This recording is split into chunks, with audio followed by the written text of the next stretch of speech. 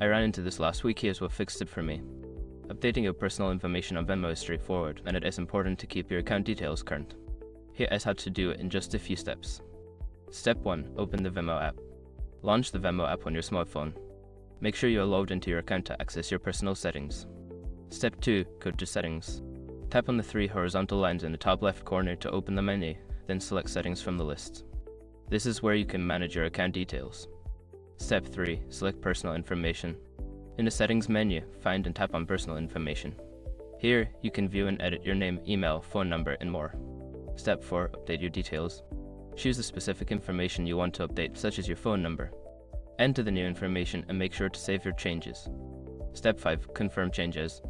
Before starting recovery, use the srock.com link in the description to open the account recovery checklist generator and make sure your verification details are ready. Remember, if you change your phone number, make sure you have access to the new number for verification. Keeping your information up to date helps ensure smooth transactions. Happy Venmoing!